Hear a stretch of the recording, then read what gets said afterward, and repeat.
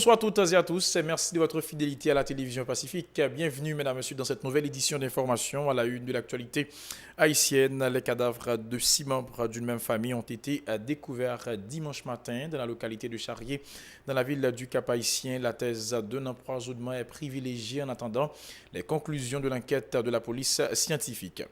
Le président du Sénat de la République reproche à l'exécutif de bloquer la séance autour de la déclaration de la politique générale du Premier ministre nommé, en refusant de soumettre au Parlement la liste des membres de son cabinet. Joseph Lambert a aussi confirmé que l'agresseur du reporter d'images Frantz Sineus a été limogé, indiquant qu'il revient à la justice d'assurer le suivi de ce dossier. Une école inclusive pour une nation solidaire, tel est le thème retenu pour l'année scolaire 2018-2019, a indiqué le président de la République lors d'une cérémonie à l'école nationale Célie Lavoie.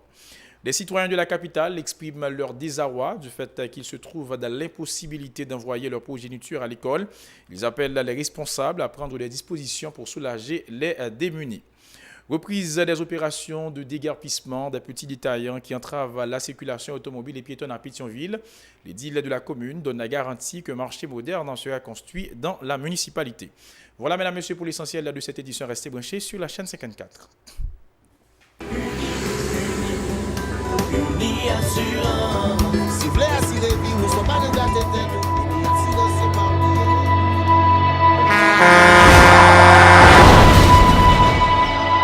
En général, moun pa reme pran assurance. Yo considéré que son l'argent rejeté. Et pourtant, l'argent assurance te doué dans budget ou à côté l'argent caille avec l'argent mangé. Li là pour les deux ou traverser un mauvais pas. Gardez tout à côté ou. Ouais comment gros problème qu'on entre sur moun sans attendre. Mandez Dieu pardon, ça qu'arrive au tout. Une assurance dit ou précaution pas capon. Les malheurs arrivés, les faux amis flair saison a fait comme si on pas de jambe connaît ou. Une assurance après ta faire pour le jour, continuer vivre la vie ou quitter ce coup là dans main nous. Uni assurance. Vivez en toute assurance. Bienvenue, mesdames et messieurs, dans le développement du journal. Comme annoncé en titre, nous ouvrons cette édition avec une information tragique. En effet, les résidents de la ville du Cap-Haïtien, dans le nord du pays, sont sous le choc car depuis la découverte dimanche des cadavres de 6 membres d'une même famille dans la localité de Charrier. Il s'agit de 2 parents, de leurs 2 enfants et de 2 autres proches. Selon notre correspondant sur place, Hervé Delimar, ce sont les voisins qui, n'ayant entendu aucun signe d'eux, ont forcé l'entrée de leur maison pour y découvrir les 6 corps sans vie. Les autorités judiciaires privilégient la thèse de l'empoisonnement. De précision avec Hervé Delimar. D'après chef paquet juridiction Cap-Haïtien, Ferné Saint-Just-Charles, premier élément constat ou laissé comprendre 6 membres. Même famille ça, va mourir emprisonné. Ferné Charles Saint-Just. Accompagné de la police judiciaire, juge de paix, nous sommes arrivés sur les lieux et l'un ouvert porte la notre entrée. Nous avons constaté que tu gagné 6 personnes qui habitaient dans une famille qui composait de 6 personnes et toutes 6 personnes ont mouru. Donc c'est ça, nous devenons dans ce là, donc nous faisons tout ça. Nous devons faire dans un moment, nous faisons constat. L'Assemblée, la police scientifique, pour qu'on vienne, médecin légiste, pour qu'on vienne, il était capable de sembler avec un empoisonnement. Puisque dans tout cadavre, dans néo gagné, même Saint-Omeo, flim, sang, dans tout cadavre, il était capable de sembler avec un empoisonnement. Et le cas de 5 cadavres, on a sonné dans la chambre par derrière, gagné. Et 5 l'autre qui mourent yon sous l'autre dans le salon, 5 l'autre qui mourent yon sous l'autre dans le salon. Donc ça n'a pas semblé, c'est 5 personnes qui a goumé avec un mort en bas et fait un poison violent. N'a rappelé presque dans même zone ça dans mois mars passé autorité ont arrivé découvrir cadavre 3 personnes qui t'a semblé mourir dans même circonstances. Hervé Delima, Cap-Haïtien, Radio Pacifique. Autre nouvelle, le président du Sénat de la République, Joseph Lambert, a indiqué lundi que l'agresseur du journaliste reporter d'images Frantz Sineus a été mis à pied. L'ex-agent de sécurité Ernst Lee Raphaël avait giflé le caméraman le 20 août dernier dans l'exercice de sa profession. Le sénateur Lambert a déclaré que le bureau a pris la décision de le révoquer après avoir visualisé la scène, ajoutant qu'il revient à la justice de donner suite à ce dossier. Ces propos recueillis par Iden Vernal et David Mercius. On a précisé que commission spéciale qui travaille sur le dossier Premier ministre est prêt. Et est prêt depuis la semaine dernière. Jeudi à même à recevoir une lettre de commission qui va demander d'inviter le Premier ministre pour le venir même demain, pour le venir mardi, mercredi ou bien jeudi. Et après que c'est le Premier ministre qui va le dire, tant pris ballon aussi, le temps que le déposer déclaration politique générale ici dans le Sénat, pour les sénateurs capables de prendre connaissance de lui, parce que l'impératif pour que c'est 48 heures à l'avance, tout sénateur gagne un dossier ça, puis capable d'approprier de lui, en façon pour que adresser des questions pertinentes au Premier ministre sur des éléments contenus dans sa déclaration de politique générale. Le dossier Premier ministre là est conforme à ça que la Constitution a exigé. Très bien, le rapport est prêt. Et nous attendons, le rapport est prêt. Si le rapport est prêt, c'est parce qu'il est disponible dans le bureau. Le fait que nous pouvons communiquer sénateurs de contenu ou bien des conclusions et recommandations de ce rapport, est pour moi-même imprudent pour me déjà dire la presse avant sénateur qui s'agagne dans la conclusion et recommandation. C'est déclaration politique générale là qui suppose là 48 heures à l'avance. Et si le Premier ministre a bien compris et que s'il a déposé déclaration politique générale, il faut qu'au moins lui présenter déclaration politique générale avec la liste du cabinet ministériel. Richard Doré dit ça n'est pas prérogative constitutionnelle. Ce n'est pas Richard Doré qui a fait mon leçon ici.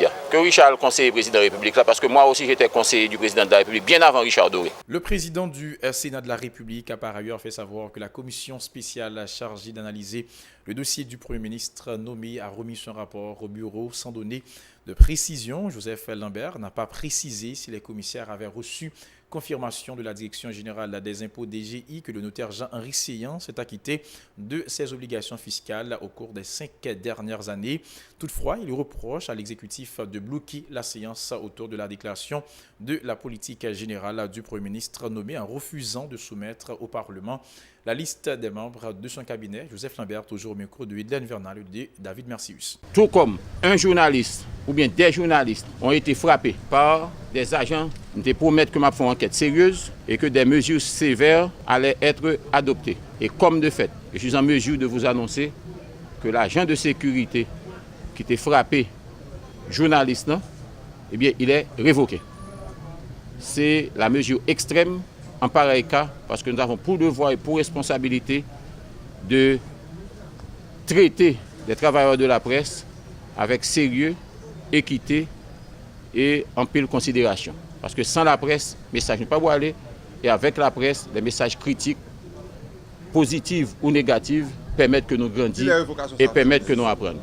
Depuis vendredi, nous revenons à la justice, et à la justice seule, soit avocats et autres, etc., capables de connaître les dispositions qu'il y a dans ce sens. Dossier éducation, une délégation composée du président de la République Jovenel Moïse, de son épouse et de plusieurs ministres du gouvernement démissionnaires a procédé lundi au lancement officiel de l'année scolaire 2018-2019 à l'heure d'une cérémonie au local de l'école nationale Célie à Lille-Lavoie, une école inclusive pour une nation solidaire, tel est le thème retenu pour l'occasion. Le chef de l'État a mis l'accent sur la nécessité d'encadrer les écoliers à qui il a distribué des dizaines de kits scolaires. Ces déclarations au micro de Mario Sylvain de David Mercius. Entrer l'école, ça, il fait sous un fond de solidarité. Solidarité entre tout Haïtien, pour tout Haïtien mettre tête ensemble. Parce que tête ensemble, dans sans lui-même, nous n'avons rien qu'on a réglé dans le pays. Avec du développement que nous rêvons, nous tous dans tout. Il est supposé maintenant l'autre discipline. Si le monde ça aujourd'hui, pas le grand monde demain. Si nous avons besoin d'une meilleure société dans 25 ans, c'est aujourd'hui pour nous commencer à bâtir mon encadrement qui fait. Mais je dis tout, là nous prenons une décision pour nous entrer dans l'État sous concours. Si le monde ça c'est pour ça qu'on va à l'école aujourd'hui, pour l'heure, ils arriver dans l'âge, côté où finit l'école, pour faire l'université. Pour ne pas obliger son monde pas pour rien qui peut faire un job dans l'État. C'est pour ça que je commence à faire avec OMRH, je voulais parler Office Management des Ressources Humaines. C'est concours pour monde faire, c'est un concours pour passer pour un poste technique comme dans l'État.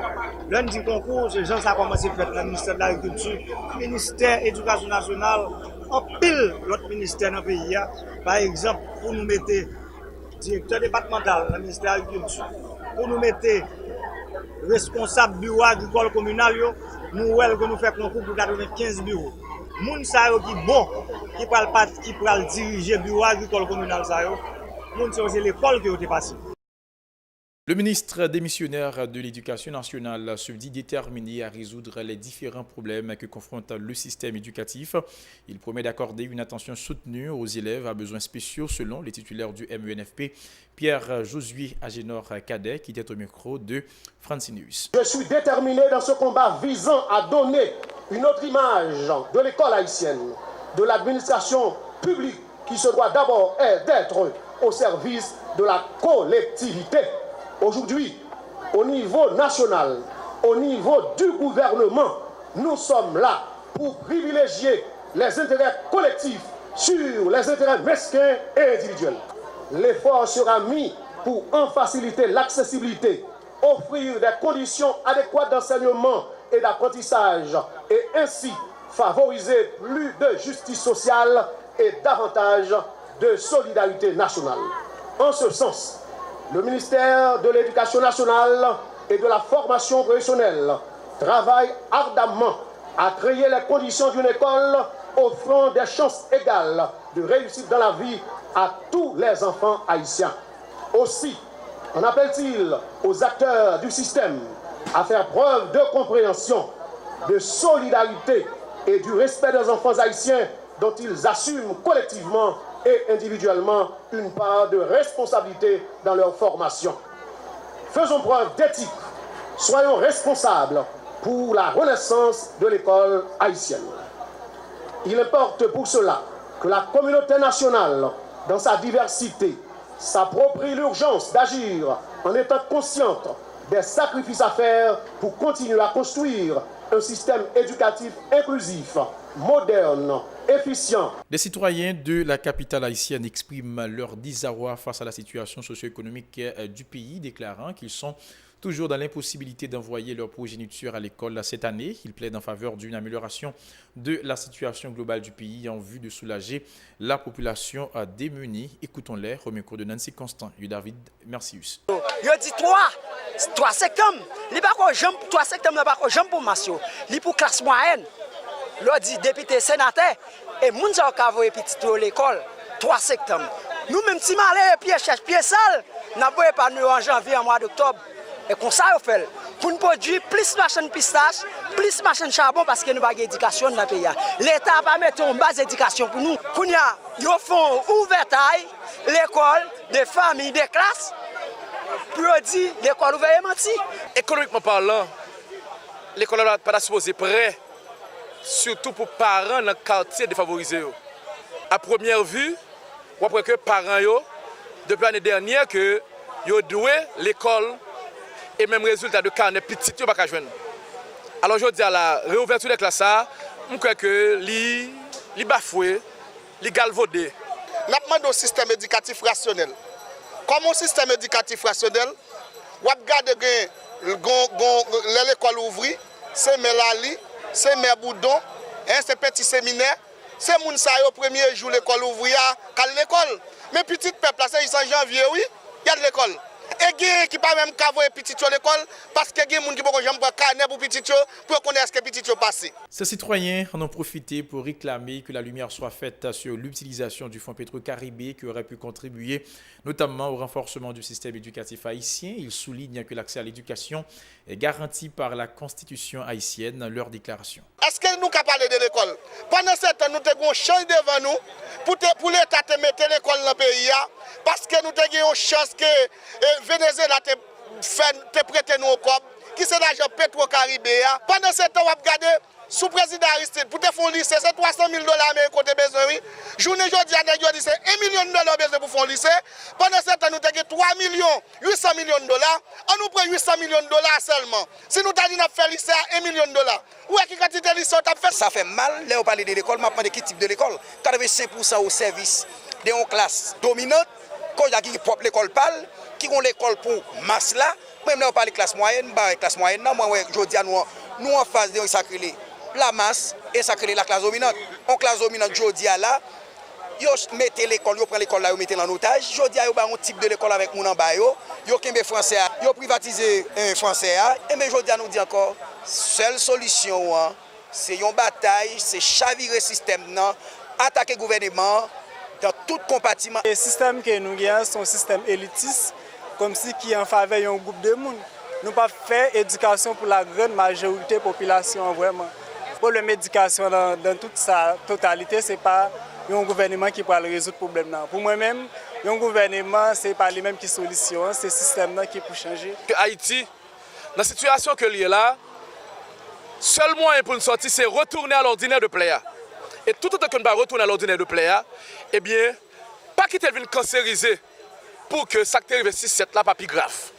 Dossier société, la mairie de Pétionville a relancé lundi ses opérations visant à déguerpir les petits détaillants sur la voie publique. En effet, des agents municipaux accompagnés de la police nationale ont décidé de donner la chasse aux petits détaillants, arguant qu'ils entravent la circulation automobile et piétonne à l'occasion de la rentrée scolaire. Les petits commerçants qui n'ont pas manqué de fustiger l'édile de Pétionville ont réclamé un espace moderne pour mener leurs activités. Ce reportage a signé Jean-Marc Dorcé et Rigernuel. De toute machin déjà que au délai au 1er septembre pour que ils reprennent place sur côté en marché qui fait pour Rien de surprenant. L'édile de Pétionville, Dominique Saint-Roch, avait annoncé la reprise des opérations de déguerpissement des petits détaillants et détaillantes qui gênent la circulation automobile et piétonne, surtout en pleine période scolaire. Les marchands qui reconnaissent le bien fondé d'une telle décision se disent prêts à débarrasser le trottoir. Cependant, ils réclament au préalable un espace décent pour mener leur activité. Parce que les vieux faut jouer un côté pour passer, mais va juste à supposer bon nous côté pour nous marcher, pour nous vendre.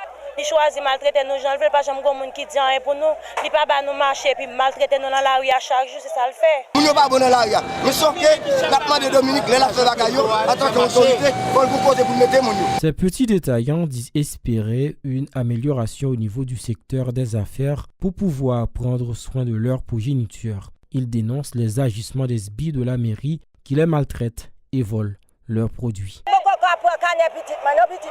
résultat, maman, beaucoup. Et avec ça, pour me charger de la vie, pour me prendre canette, petit monde. Bon, parti, messieurs, là, dans la rue, il n'y a pas de grand monde, il n'y a pas de petit monde. Mais quand l'autre va coup de pied dans la rue, tu donnes que, et pour avoir que vous ne pas ça l'essentiel là.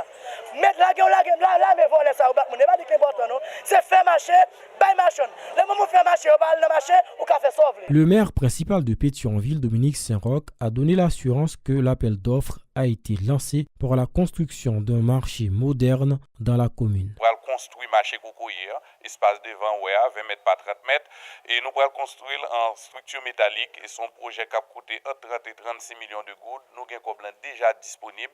Au moins 2 petits commerçants ont été victimes lors des précédentes opérations de déguerpissement menées par la mairie de Pétionville, ce qui avait provoqué des mouvements de manifestation de leurs collègues dans la commune.